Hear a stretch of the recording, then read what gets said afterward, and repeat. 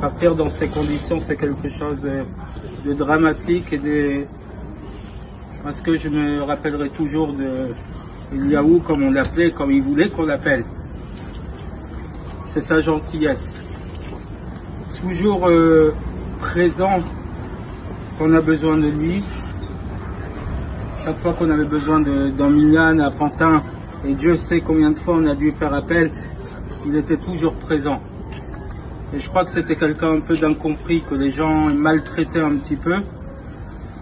Mais il gardait toujours sa bonne humeur, toujours souriant, et surtout toujours, il remerciait Hachem pour tout. Et à chaque fois qu'il me proposait de m'amener ou de me ramener à l'entrée du cimetière, de m'amener, et à chaque fois avec ses problèmes de santé, que ce soit le diabète, que ce soit tous les problèmes qu'il a eu de santé, à chaque fois il remerciait Hachem et il était heureux.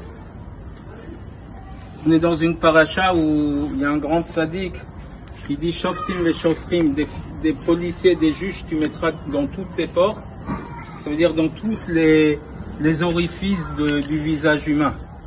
Dans le visage, on a sept ouvertures. On a les deux yeux, on a les oreilles, on a les narines et la bouche.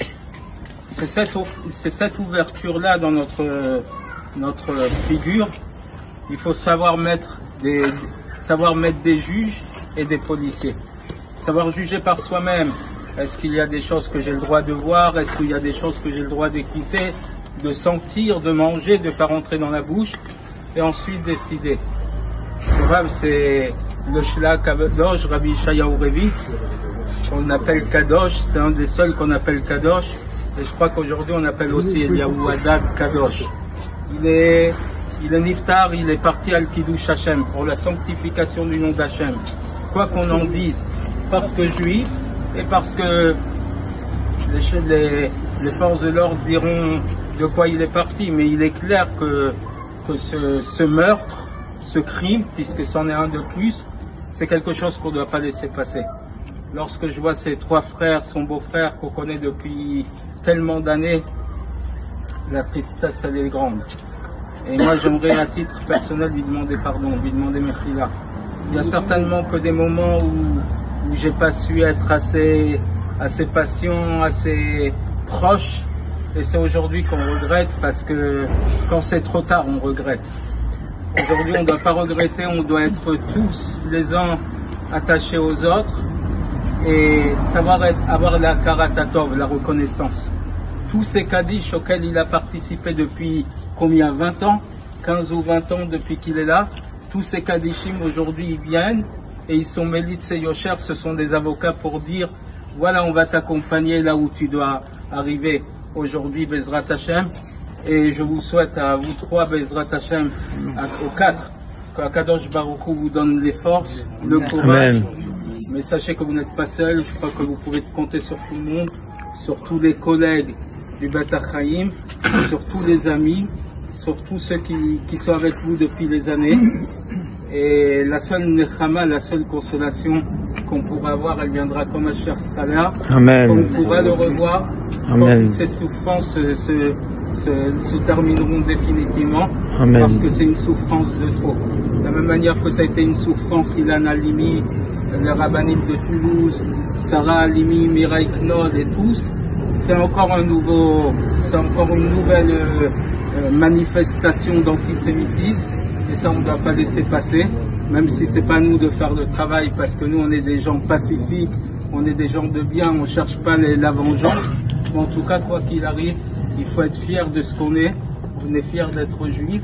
Et même s'il nous donne encore des coups, on continue d'avancer, on continue et c'est tout ce qui compte, de continuer d'avancer avec la même force qu'il avait lui. Il avait la force d'accepter ce qui lui arrivait. Il était mal éveillé, mais il était rempli de souffrance. Mais malgré tout, il acceptait. Parce que tout ce qui vient d'Hachem, c'est Hachem qui donne et il sait pourquoi Hachem il donne. Mais il faut continuer d'être fort, continuer d'avoir cette force qu'il avait. Et Bezrat Hachem, j'espère qu'on sera vite consolé et le retrouver très très rapidement. Amen. Amen. C'est dur de parler dans des moments pareils. Moi je sais que j'ai eu le srout de le voir avec mon père, souvent après le caparot, Mon père, il lui donnait les poulets, il parle avec mon père. Mon père, ça fait quelques mois qui est parti. Mais une chose est sûre, c'est comme Youssef a dit, que n'importe quelle, là on vit une tragédie qui doit être dénoncée partout. On va te dire c'est pour cette raison.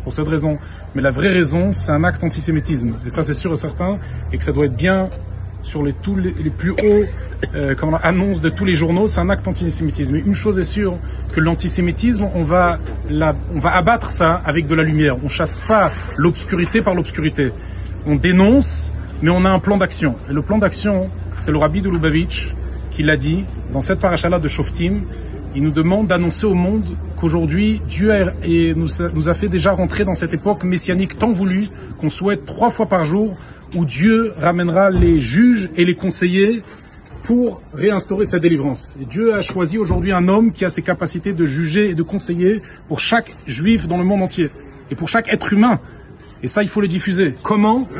Quand nous, à titre personnel, on voit un non-juif et on lui explique, tu sais que toi, en tant que non-juif, tu as le devoir de respecter les 7 lois universelles. Le meurtre est interdit, tout simplement. Ça, tu dois le savoir de Moïse, depuis Adam. Depuis l'histoire du monde, on a un bon Dieu qui est le même pour tous les êtres humains.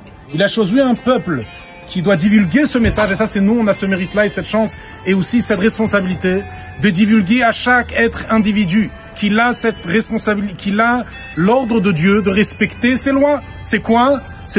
Première, c'est de croire en un Dieu, et la deuxième, pas tuer, et pas voler, pas faire d'adultère, et choisir les lois, les 7 lois. Je pense que c'est un moment qu'on peut exploiter ça, malheureusement que ça arrive par des drames pareils, qu'on doit chacun divulguer autour de soi. Les non-juifs, oui, parler avec eux.